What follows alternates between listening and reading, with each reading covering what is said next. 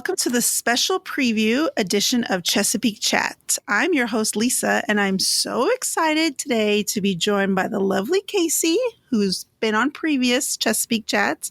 Hey, Kaycee. Hello. I'm so excited to be back with Chesapeake Shores. I know if you've listened in the past, you might be like, girl, you lie. But I'm legitimately excited. We are super pumped. Yes, for the new season. And also, we have a new host on with us today for the first time on the Hallmarkies pod. Let's give a big welcome to Jess. Hi, Jess. Hello. I'm super excited to do this. Yay. We are super excited to have you. Okay, so before we get started on past seasons and our current future hopes and dreams for this upcoming one, I want to ask you, let's start with Jess. How did you come about Chesapeake Shores? Are you a Hallmark watcher already, or did you just stumble upon the show, or what brought you to it? I think I saw a commercial during When Calls the Heart, and I was like, oh, why not? And I casually watched it, and then the next thing I knew, I had a Twitter account dedicated to the show. That's awesome. I love it. I have been following your Twitter for a while now, so I do love your tweets during the show. So you also watch When Calls the Heart? Oh, you're like me. Yeah. Don't. No, I won't talk about When Calls the Heart. It's not a When Calls the Heart show, but yeah. I gave up after season 3, so I won't get into that. Jess, okay. You and I, we're gonna hang out later. We'll hang out, talk about Chesapeake Shores, When Calls the Heart, all the shenanigans. We've now become Twitter best friends. Yeah. It's I need all the Twitter best friends I can get. Do what? Say that again? I said I need all the best friends I can get. Well, we're a tight-knit group, these Chessies that we are. Okay, so Kaycee, I know you've been on the show before because we were on it last year, but how did you come to Chesapeake Shores? Oh, goodness. I really don't remember at this point. I'm sure I shared how I stumbled upon it last year, but I did not start the series when it was on the air, I don't think. Because I remember I watched at least the first several episodes, either on the app or on the website. I binged it and it was really good. And I was like, okay, got to get into this one too. Now that, When Calls the Heart is done. So, that's kind of my lame story. If you want to know what really happened, just listen to last year's show. That's true. Yeah, you guys, happened since then. Right. We've been covering Chesapeake Chesapeake Shores for at least one season now. It hasn't been 2, has it? Yeah. I think it's just one. Mm-hmm. So you can go back and listen to that if you're so inclined. So basically, Kaycee, what you're saying is that this is your filler show in between When Calls the Heart and Signed, Sealed, and Delivered. Yes. It's my filler show. It's my summer show. It's my, feel good. Hey, just kind of go chilling here kind of show. I do love it. I really do. Despite my issues, but I do love all the characters. I love the cast. I love the gorgeous scenery. I like the family dynamic. There's so many things I do love about it. So Chessies, hardcore Chessies, don't think that I'm diminishing the show because I do think it is a wonderful show. Right. No, we don't. Yeah, I mean, I saw it. I remember the advertisements for the new series starting, and I remember thinking, okay, I've never started a Hallmark show from day one because I came in after Cedar Cove was already off the air. I missed When Calls the Heart. I watched it on Netflix for the first 2 or 3 seasons, and then I was like, yeah, I'm over it. Good Witch, I didn't catch the beginning. I've never caught one at the beginning, so I was like, oh, I'm going to try this, and I just fell in love with the scenery, to be honest with you. I just thought it was gorgeous, and so here we are 4 seasons later, speaking of 5 days away from season 4 starting. I feel like we've been waiting forever. It's been so long. Last season ended in October. Oh. Yeah. Right. Gosh, you're right. Did you not, I mean, okay, to be honest, Jess, did you feel like that was an ending though? Because we weren't guaranteed a season 4. Did you feel like that was like an end to the series? It felt final to me. It felt like if it didn't come back, it would have been an okay ending, but like they wrapped things up nicely, but still, if it came back, they could open the doors again. Yeah. Yeah. Because I remember we talked about this at the final like recap where it just felt like it was the end, and I thought, with that boat going off in the water and just kind of setting sail, I thought that was a metaphor for the whole thing to be over, and that was it. And I was like, so when they announced season 4, I was very excited, but I just thought, oh, I mean, they have a lot of stuff to wrap up. I appreciate that shows like have a feeling that they might not come back, so they try and end it things semi-wrapped, so you aren't like, are you kidding me? Yeah. Yeah. Because they did burn a lot of people when they ended Cedar Cove abruptly. So, yeah, I do appreciate that it could have ended, but it was also not like a final, you know? Right. Okay, so speaking of how this could have ended and how it kind of left some things open, so we're going to move on to a segment that I like to call I Have Questions. And one of those questions is, what happened to Nell's sickness / secret gentleman friend / going to Ireland and all of her mysterious stuff? Like, are we going to ever find out anything more about that? Jess, I want to hear your thoughts about this. I ask that question every day. Every day, I'm like, what happened to Dylan O'Malley? Exactly. Is he okay? Is Nell okay? I'm like, did somebody in Chesapeake Shores accidentally kill him? And they're all covering it up. And then at the end, we're going to find out this has been one big murder mystery. I would watch that. Oh, that would be such a plot twist. I would cancel all the plans to watch that, actually. My theory is he's a leprechaun. I could take that too. Honestly, I would watch that too. I think he's a magical leprechaun. She was sick, so she went over there. He healed her because that's what leprechauns do. Right. She came back. She's all well. She did get her hair changed. So, you know, maybe that's symbolic of the leprechaun healing, hair changing. That was her sacrifice. Exactly. Her hair was her sacrifice. Exactly. Okay. So I'm just going with the leprechaun theory. I can get down with this. This is the new facts. That's what happened. We've just established it. We don't need to go back to it now. We just know now. Yeah, because there was a time when season 1 or 2 is early on when Nell would sit down and have these far off thoughts, and she'd rub this ring or something as necklace, and she would think about Dylan. And I'm like, this was her secret boyfriend. So maybe it was her secret leprechaun boyfriend. Well, in the books, she does marry him. What? Yes. Okay, see, so maybe what you're saying is I need to read the books. Yeah, I've read all of them, except the last one. This is brand new information. Okay, this is the second time I've been told I need to read the books. I read the first, Maybe we should start a book club. Yes, please. That's my dream, is to be in a book club. That would be awesome. Okay, we'll start Chesapeake Chat's book club. Yeah, there's only, 6 episodes in the season, so we'll read the book. Yeah, we have time. Okay, but in the books, though, Jess, is it true that Trace isn't a musician? He's like an accountant or like a computer science guy or something, right? He's not He's an architect. He's an architect. Yes. And he has a sister. Oh, he has a sister. Interesting. So she doesn't have to worry about him going on architect tours and being away from the family, is what you're saying. Yeah, now I need to read the books for sure. Okay. So more questions that I have with Jess. Do you remember in season 1 where she had this very traumatic past that she couldn't talk to anybody about but Kevin after he came back with his traumatic injuries from the war?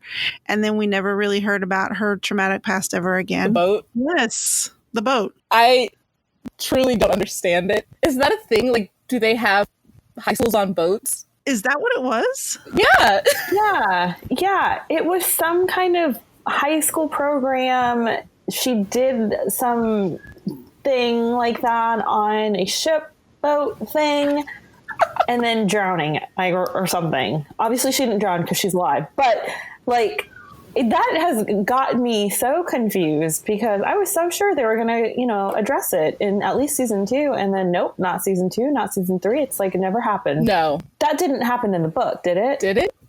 Now I feel like I need to go reread it. I don't think that happened in the book.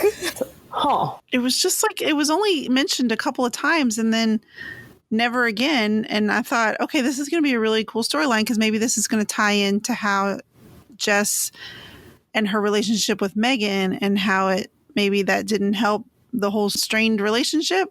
But then they never came back to it. And I was like, okay, well, I guess. Can I make a quick prediction, maybe? Oh, yes. So I kind of wonder if they're going to address that in this season, because I know there have been Chessies that have been asking producer, writers, crew people, like, what happened to Jess in this weird water instance thing that happened in season 1, and now we don't even know, like, you just dropped it. Because I wonder if they're going to address it, just because there's a preview of Jess and David doing the Jack, I'm flying. Right. Like, maybe like, it makes sense. Yeah. Right? It makes sense. Like, maybe she's traumatized of water, and maybe she's traumatized of boats. Like, has she been on a boat yet in this show? I don't really remember. So maybe she's traumatized, and David's like, you know what? As your boo, I'm going to make you not traumatized. So we're going to recreate this very romantic, very G-rated version of Titanic, and you're going to do the whole thing, and you're going to feel free like a bird, and you are going to be cured from your fear of water. At the end of last season, weren't they all on the boat? Didn't they all go sailing? Or was it only a few of them? No. No. She was with David's parents. Getting a new inn. Oh, you're right. Right. God, I wanted his parents to be so much more evil than they were. And then they weren't. And then they bought her a business. Sure.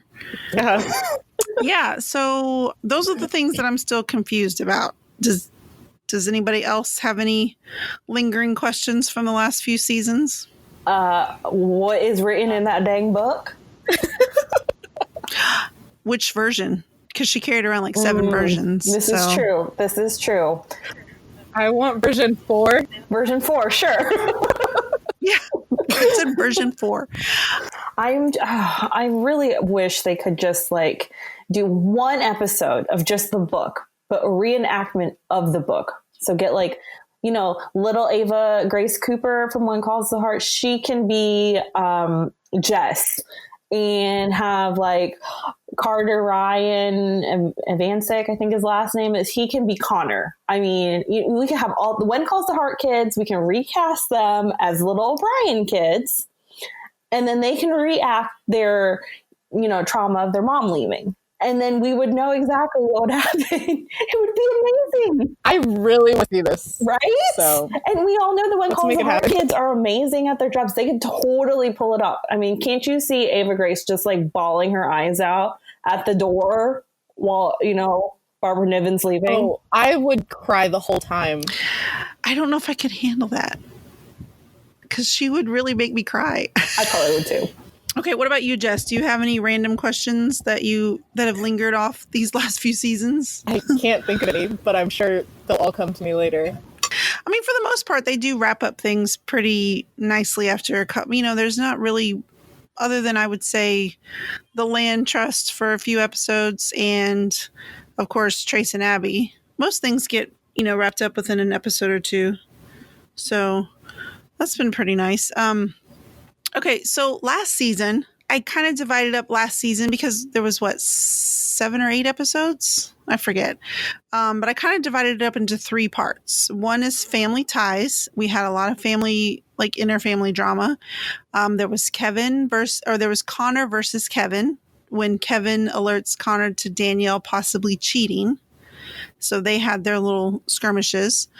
There was Connor versus Mick in the land trust, and I wrote other lawyerly things because they just kept fighting over random businessy things. I put Bree versus everyone because of the manuscript. Basically, she was fighting with everyone at some point. And then the big season ending was Megan's explanation for the past, which, okay, here's where I want to have a disclaimer.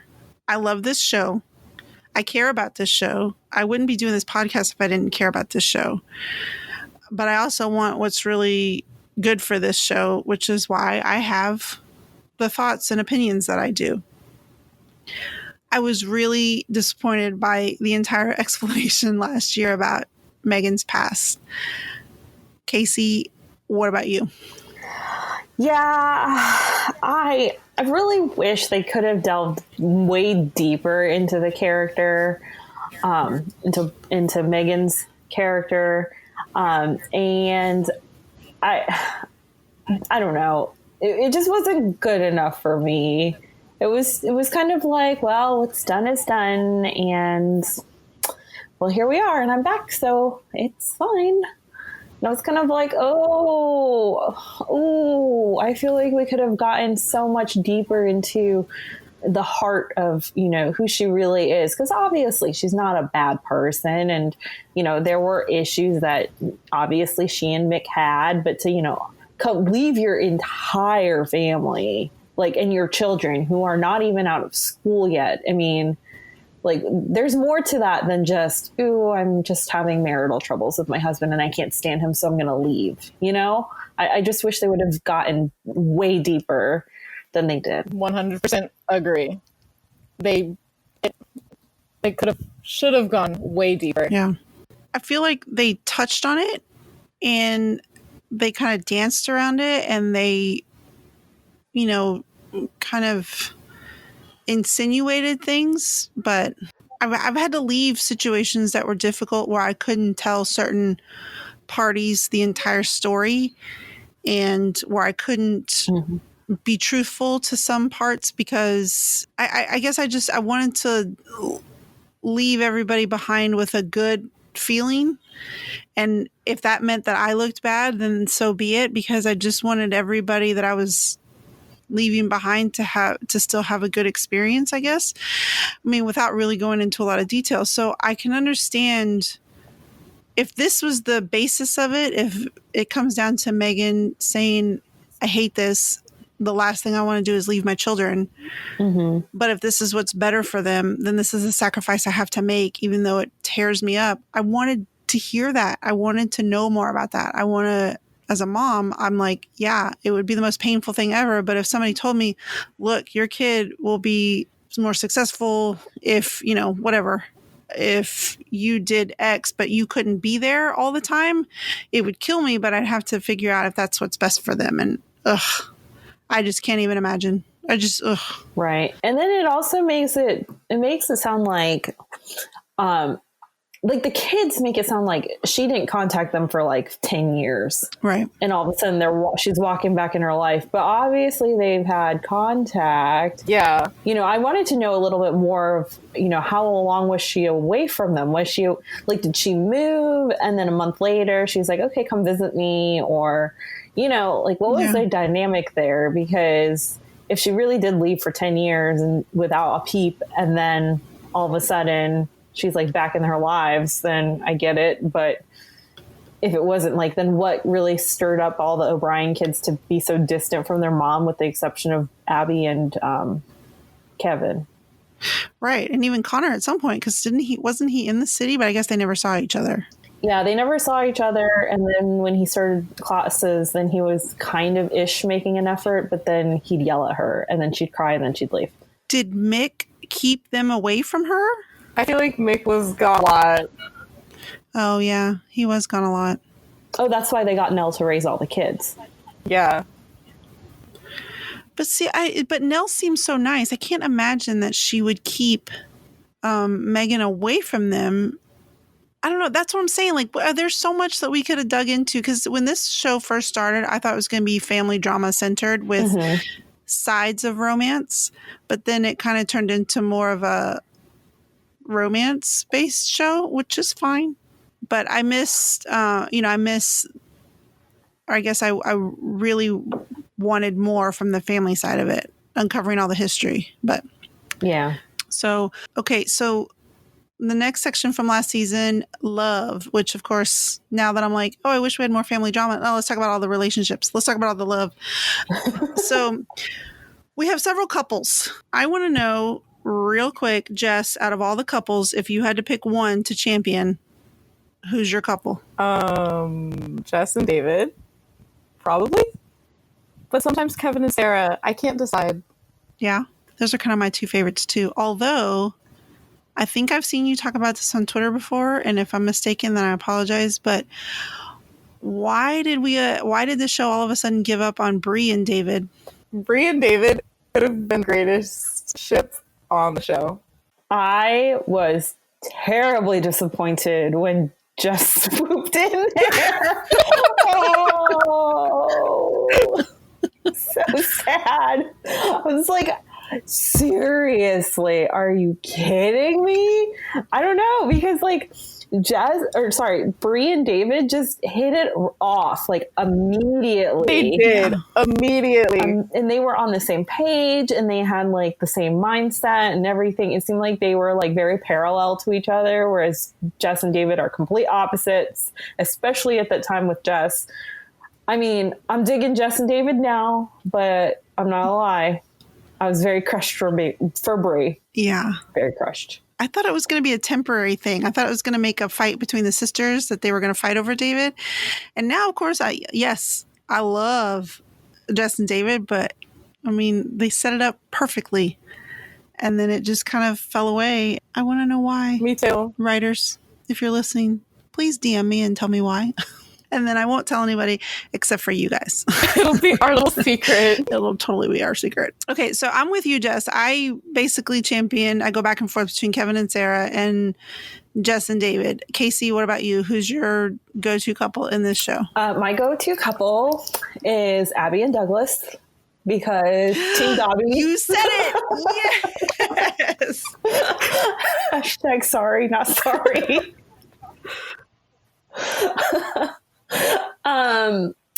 Yes, that is my unicorn couple.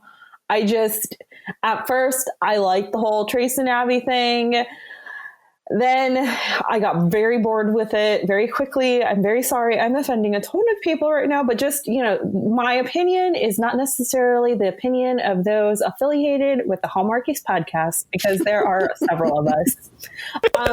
So to make peace, I just want to say that Abby and Douglas just seem to be again, it's one of those things, the same, time of life, the same mindset. They had great chemistry, as parents, as colleagues, and I could totally see them hitting it off. Agreed. And I was really, I had to stop myself from thinking this because it is Hallmark, but I really thought that she was just gonna, go with, drop Trace and be like, hey, Douglas, what's up? But it's Hallmark, so they didn't go there. But I also thought that Trace was also going to be like, hey, Lee, what's up? And that may or may not have happened. We're not really sure at the end of last season, so stay tuned. But according to the previews, Trace is not over Abby, although they have broken up. Yeah, I believe it when I see it. But I'm with you. I think it would have been fun if they had gone on at least like maybe just one date, or just maybe had some sort of, I don't know, a little bit more flirtatious banter. I mean, I guess they couldn't really just break up Trace and Abby right at the beginning, but they could have. I'm like you. I liked it in the beginning. They should have. Agreed. Yeah. Well, I liked it in season 1. I liked it because I thought it was going to be a long, drawn out, will they or won't they? I thought it was going to be maybe them working together and slowly realizing that they still had feelings. I didn't think it was going to be within like 2 episodes that they would go like Hallmark's version of skinny dipping and like kiss in the water. And I'm like, what? Y'all just, what? I think back, if I ran into my high school boyfriend right now, I'd be like, oh, hey, hi. I wouldn't get in the water with him in my underwear and kiss him, but. Oh, no. I'd be like, Ooh, you were cute 10 years ago. You ain't cute now. I'd be like, well, we're both married, so of course this is inappropriate. But aside from that, we're both married to other people. But aside from that, no, it's okay. Yeah. Okay, so yes, Kevin and Sarah, we left them off where he gets a job at Chesapeake Shores, and she had gone to Philadelphia, which I know this drove Rachel crazy. It was only like a 90-minute drive, but they acted like they were moving to different countries. So it was all dramatic, but now she's back. She got her old job back. So looks like they're maybe going to be the next couple, but we'll get to that. Bree and Simon. Okay, I need to know y'all's feelings on Simon. Jess, are you a fan of Simon or not? I like Simon. I don't know if I like Simon with Brie, though. Agreed.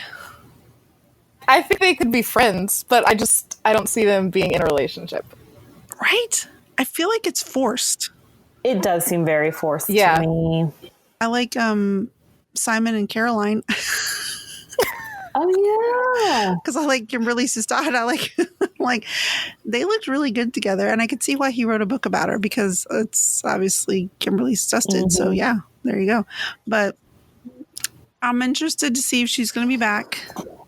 I'm going to go ahead and confess. I've read all the summaries of all the episodes coming up. So have I. And I don't know if I should talk about them, because I don't know if anybody, like, there might be people out there that don't want to know ahead of time. You know what? If they don't want to know, pause this and then come back later. Just fast forward a little bit. But we do, yes, one of the episodes actually has her name in it. So I'm assuming that she's back. I mean, one of the episodes is called A Sonnet for Caroline. So either she died and he wrote her a sonnet, or she's back in his life and causing problems. But we'll see. Oh, wait, a season for Carolina? A sonnet for Caroline. Okay, one of them they changed. Was her name Carolina? No. Okay, so Wikipedia is wrong. But they change all the time. Yeah, that's true. But then Crown Media is A Sonnet for Caroline. You're right. Okay. It used to be called A Song for Carolina. Maybe they're just trying to throw people off. But it is A Sonnet for Caroline. Interesting.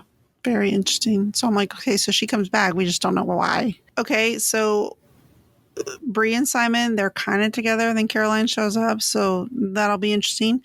And then, of course, we have Jess and David, which we all know, favorites, with his random parents and that sister, which, okay, there's one other question I have. What happened to the sister? She sounded like she was plotting something, even though she seemed nice. She looked like she was secretly like a double agent or something, and nothing. It just all kind of fell flat. They lost the B&B, but now apparently they have a new place. I have to go back. I remember I have a question. David used to have a brother. What happened to his brother? You're right. What did happen to his brother? I don't know. I wanted Bobby Camp to play his brother. Oh my gosh, the level of just what? How amazing is that? That just went through and came out as a they would make good brothers. They would. They totally would. Oh my goodness. Okay, side note, I want them in a Christmas movie where they both get the girl. Like two separate girls, not like they both get one girl. I'm saying like their brother, but they both like actually get somebody in a Christmas movie, because they both look really good in Christmas sweaters. And he can have a beard. Have you seen Carlo Marx with a beard? Jess, sorry. Stop with the good ideas. Okay, so then Kaycee, Connor and Danielle. I do not care for Connor and Danielle. I really don't. I think that they're good, hey, college, law school, boyfriend, girlfriend thing. But as grown-ups, I like their friendship better than their romance. Like, I want to see them fight. Like, I want to see them duke it out in the court system, maybe go out, date other people, come back together. Like, I kind of like, Connor and his hot-headedness. And I feel like she would be a good character for her to play off of that. So I really hope that they don't fall into a romance, because now that's like every single person has romance off with the person that they started the show with. So that's kind of, and I don't care for that in shows because I feel like it leaves the storylines kind of flat. Right. And it all, like, that's also not realistic. Like, not a lot of people just marry the one that the first person they date or whatever. So I'd like to see a little more romance in Connor's life, and maybe like Danielle can get super jealous, but they're obviously not a thing. Like, they're just friends. They would be the type of couple to be like, okay, if you're not married by 45 and I'm not married by 45, then we'll marry each other. But not like right now. Right. I agree. Jess, what do you think? Do you like Danielle and Connor together? I don't. I try, but it doesn't work. I'm like, I'm going to like them. And then I'm like, I'm over it. Right? I think he deserves somebody not better because Danielle's cute. I like Danielle. And I like Danielle. Don't get me wrong. But it's like there's only apparently like, I don't know, I guess 12 people in Chesapeake Shores because I'm like, Connor, there's no one else in the whole town that you could find and go out with. I mean, for a while there, didn't we think that he was going to go out with Lee? Yes, Lee. I would have loved for that to happen. I mean, I think because they kind of hinted at it when she first came on the They series did. where he was like, oh, and I'm like, what happened there? That could have been fun. That could have been really fun. And then Connor and Abby could have just complained all the time that their significant others were on tour together. I don't think Connor would have complained as much, honestly. No, he wouldn't. He'd be like, cool, send me a band t-shirt. Okay, and here's the last one, which I have very strong feelings about, but I'm not going to say anything until I hear from you guys. So, Kaycee, I'm going to start with you. What are your thoughts on Mick and Megan trying again? Ooh, I wouldn't be opposed to that. I definitely saw some sparks there, rekindling of older romances in last season. Again, I wish that they could take the characters into a deeper place so we could explore them and explore what happened from the past and why it makes them who they are now. I wish that we can see, I don't know, depth. And I think if we could see the depth and we can see their flawedness and how they've overcome like their past and their issues and their immaturity from years and years ago, I think it'd make them a very beloved couple. But if they're just going to like up and get married tomorrow, then it's like, okay, that's great. But that's like so predictable, you know. A lot of the shows Right. I like with couples and characters, it's because there's like so many layers that you're constantly unraveling. And I'm very hopeful we can see that this season, maybe, hopefully, before we get a wedding. Okay, Jess, I need to know your thoughts. Mick and Megan, are you on board? I was never a Megan fan from the beginning. But like the new promos, I don't know. I'm really, really excited to see what's gonna happen. Like they just happy. It makes me happy. Okay, now I feel bad because y'all are both on board with Mick and Megan, and I'm super not. That's okay. which is why I didn't want to say anything in the beginning. But I don't know. I feel like it's kind of like after all of these years, now all of a sudden they're just trying again. I don't know. I feel that too. Mhm. Like she can do so much better than Nick. See, that's what I thought. I thought it would be so fun if she moved back to Chesapeake Shores and met somebody and started going out on dates, and Mick got really jealous, and then that was kind of the romantic tension. That's what I was hoping for last season. Right. But no, I think they're just going to roll it all and be like, oh, they're back together. But don't they get back together in the books? Okay, again, I need to read the books. Although I'm worried maybe the books will make me not like the show, or maybe it'll make me like the show better. I don't know. I like them for different reasons. Like they're separate to me. It's the same, but it's different. Yeah. Okay, so I have a book question for you real quick, Jess. So did you read the books after you started the show? Yes. I I think I read the books in between the second and third season. Oh, okay. See, we also have an idea. This was on another podcast about Aurora Teagarden to read those books because those are a whole series of books. So I've got a lot of reading to do. Okay. And then the last couple, which is its own section because it has to be. And you know where I'm going with this, talking about some Trabby, some Trace and Abby. And I'm sure that said my feelings all right there in that. But Kaycee, are you team move on already or team true love? Oh my God. I am team true love with Douglas.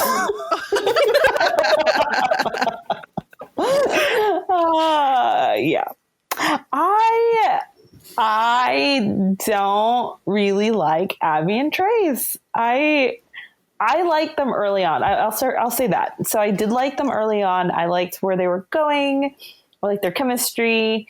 And then it was like last season, it just died for me. And I don't know if it was because of all the whining going on between the two of them or just the back and forth, the on again, off again. And now they're on a break. So now we've got the Ross and Rachel on a break thing, and I can't take it.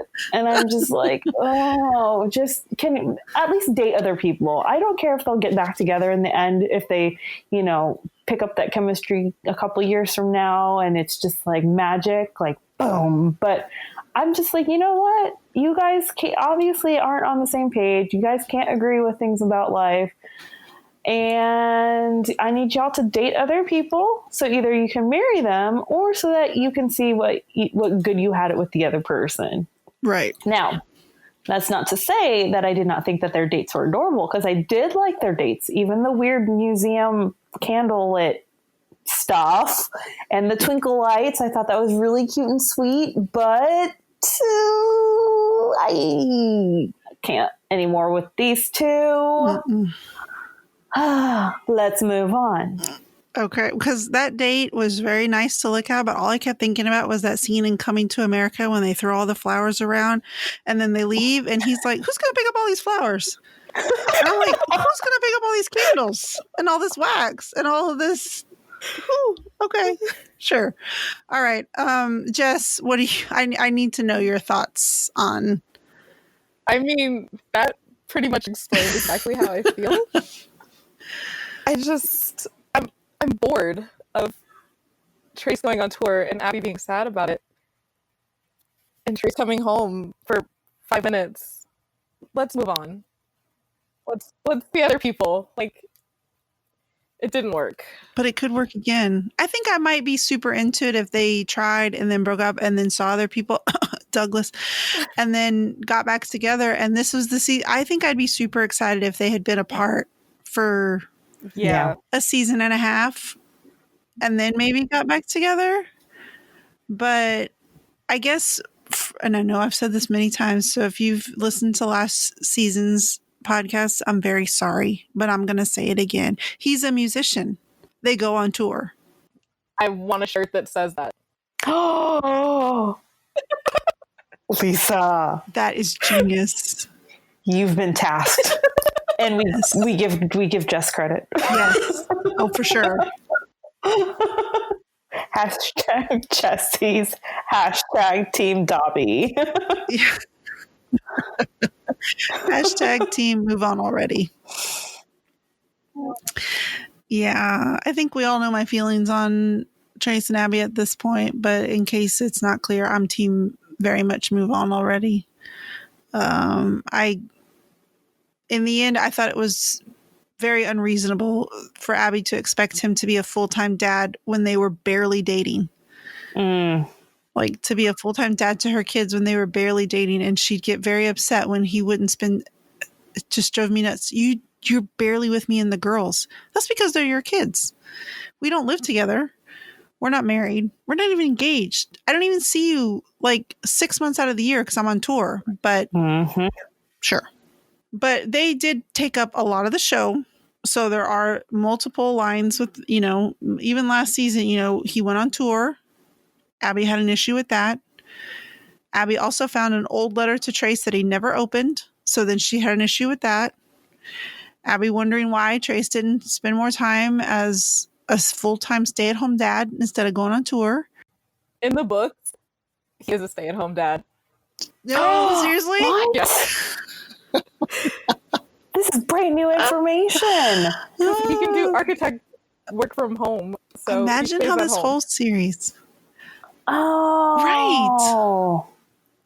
Right. That would make sense. But there was the brief time when she went on tour with him, which I guess her job was super okay with. And she went on tour with him and didn't like that either.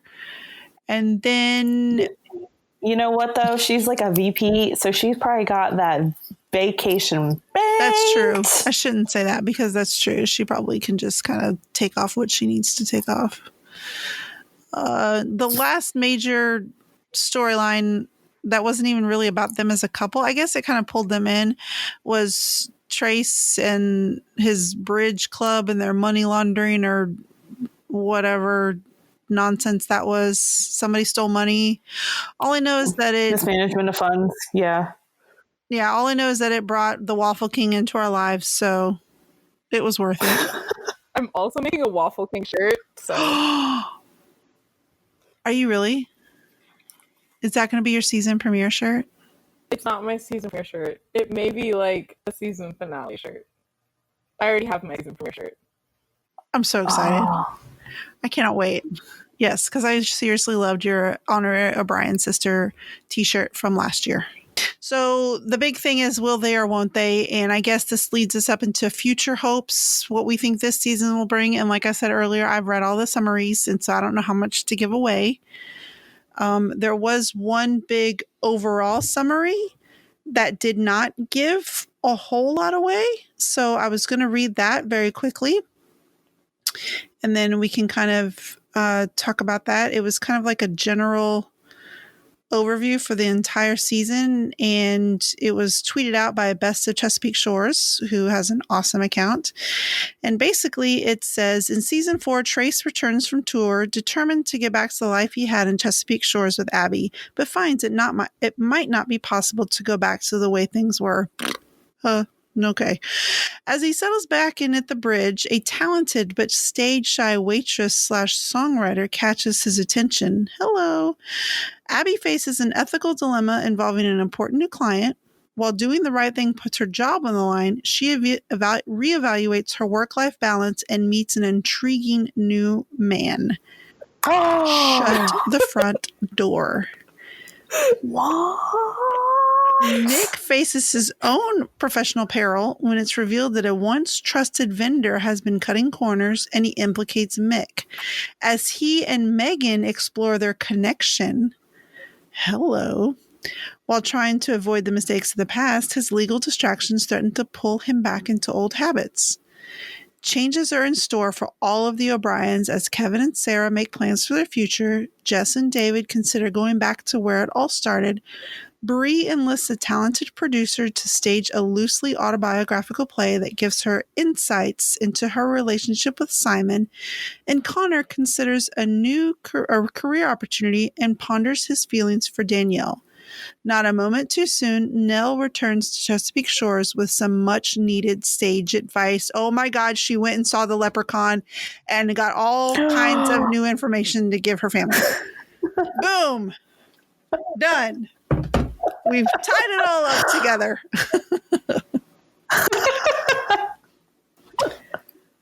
I mean, that sounds pretty good, y'all. I'm not gonna lie. Mm-hmm. It does. I'm pulled back in. Even after last season, I'm pulled back in. I was gonna say you were already in, but now you're even deeper in. I'm even more in. Yeah, you're on the deep end. I'm invested now. Now it's like I have to be home on Sunday. Yeah. So, okay, like I said, I read all these summaries, so they go into more detail about some of these parts. But I'm going to go ahead and ask, out of that summary, let's start with you, Jess. What are you most interested in this season from that summary? Kevin and Sarah. The They are super cute. They are. When they look at each other, it's just heart eyes. Yes. You're right. It is. It's like two heart eye emojis staring at each other. Yeah. Well, I feel like a lot of the promos for this season, I mean, there hasn't been a whole lot of promo, but I feel like in the ones that they've had, it's been super focused on Kevin and Sarah. It has. So I'm hoping that means big things for them. I hope we get a wedding. I'm going to try not to get my hopes up. That makes me warm and fuzzy inside. I'd rather have them get married than a random wedding from Mick's brother, Thomas. I love Thomas. Oh, I love Thomas. Yes, get him on the show more because he's very attractive. Where did his wife come from? Right. Oh, gosh, I forgot about that. I have questions. She lives in Arizona. Yeah, but they didn't live together, which seems like a sort of big thing to not talk about for an entire season and then just be like, oh, yeah, we've been married forever. We just don't live together. Like, what? Wait, I feel like we addressed this last season because I feel like this was something that Rachel brought up and was like, where did this woman come from? And I think they mentioned it in season 2. I really do, when they introduced him. Because I feel like there was a jab made. Or something. I have to go back. Now I'm gonna go watch it. I have to go back, but I do remember not being surprised about the Maybe wife. I don't remember that part. Man, if we were sponsored by Hallmark Movies Now, this is when I would jump in and say, listeners, if you would like to catch up on previous episodes of Chesapeake Shores, tune into Hallmark Movies Now, where you can catch seasons 1 through 3. Okay, so that's my little fake Hallmark Movies Now commercial. But you really can. You can go back and watch. So if you can try and binge watch between now and Sunday, you'll be all caught up, which I've been trying, but I kind of fell off the wagon. But I have been trying to watch. I've been watching an episode a day of season 3. God, you're so good. Dang it. Well, yeah, you are good. I should have thought of that. I was going to. Me and Best of Chessport. But I cannot speak. Best of Chesapeake Shores TV. Like messaging each other and watching the episode every day. Nice. Oh man, I should have thought of that. I would be way more prepared for this podcast episode. I'm like reaching back in the crevices of my brain. Jess, you did tweet about it. You were like, if you start today, you can watch one episode a day. And so started. And I replied, and I was like, yes, I'm going to. And I started out so faithfully, so super faithfully. And then it all went, then it went all downhill. But I watched the first season, and the pilot made me really sad because I was just like, the pilot was so good. And I had so much in my mind that I thought was going to happen. And then it didn't. But okay, very quickly, I did put out the question on Twitter. I said, attention Chessies, what are you looking forward to most this season of Chesapeake Shores? And we got back some responses, so I'd like to read a couple of those. Susan S. replied with, let's see, Connor and Daniel getting straightened out and becoming a couple. Kevin and Sarah getting married. Yes, please. Jess and David finding a new building for their B&B. Trace and Abby sorting out their friendship. I'm glad she called it a friendship because I'm on board with that.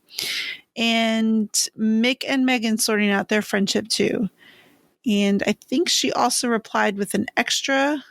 And let's add Bree and Simon to the list. They need to get sorted out as well. They need to talk to each other at the same time and figure out what they want or need from each other, in my opinion. Agreed, Susan. Agreed. They do need to figure out what it is that they want because they've been kind of wishy-washy. So Lauren Yeagle, one of our fantastic patrons, she said, I'd like to see Abby and Trace either get back together or move on. Sister, preach it. The constant back and forth is boring and takes time away from other more interesting characters. Lauren, preach it. Also, less silly rich people drama. I love the rich people drama, though. So, and the last comment that we got was from our favorite Scott, waiting in the pumpkin patch.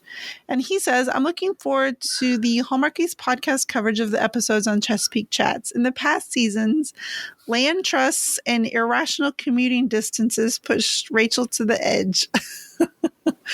What will it be this year? I can't wait to find out. I'm going to say that it's going to be, for me, that's going to push me to the edge is more Trace and Abby. Will they or won't they? But I'll have to just get over it and see what happens. Apparently, they're going to start dating other people, so I'm on board for that. Same. I want to see, I mean, I'm of two minds because, of course, I'm like team move on, but at the same time, maybe it'd be fun to see them get jealous of other people. Oh, you know that would be the best. That's what we're here for. We're here for the drama. We're here for the, not the will they, won't they, but, date other people, get jealous. Ha ha! Laugh at them. Be like, see what happens when you go when you're not on tour. Yeah. Exactly. I want longing looks. Absence makes the heart grow fonder. Maybe if they're absent from each other, maybe I'll start to like it again. So I want longing looks. I want like frustrated, almost conversations where they know that they can't really say what they want to say because they're dating other people and all that tension. Yes, give me that. Then I'll be on board. I want to see them I want to see a good fight between these two. Oh. Mm-hmm. You're going for the jugular. Yeah. Okay, so Jess, where can people find you on social media if they want to follow your amazing Chesapeake Shores thoughts and tweets? Chessie Jess on Twitter. Awesome. And Kaycee, where can people find you? You can find me at Hallmark My Words on Twitter. Awesome. And you can find me on Twitter and Instagram at Girl Gone Hallmark. And of course, you can follow the pod on Twitter at Hallmarkies Pod, on Instagram at Hallmarkies Podcast. And if you are so inclined, you can join us over at Patreon/Hallmarkies, whereas for as little as $2 a month, you can have access to exclusive Patreon-only content. So I think that does it for this preview of Chesapeake Shores. Let us know in the feedback, in the comments, or on Twitter what you're most looking forward to this season, or if we got anything wrong, or if you are just super Team Travie and you need to let us know. You can send us an email at feedback@hallmarkiespodcast.com, or you can do my absolute most favorite thing ever and leave us a voicemail at 801-855-6407. Your feedback could show up on one of our pods one of these days. So thank you so much, Kaycee and Jess, for joining me. I super appreciate it. This was a lot of fun, and I'm so excited to live tweet with you guys this Sunday and the rest of the season. And all of you listeners out there, also thank you. We appreciate each and every one of you, and we love all your comments, your interactions, and just basically your support for us on this podcast. So, all right, I guess that's it. We'll see you later. Bye, guys. Bye.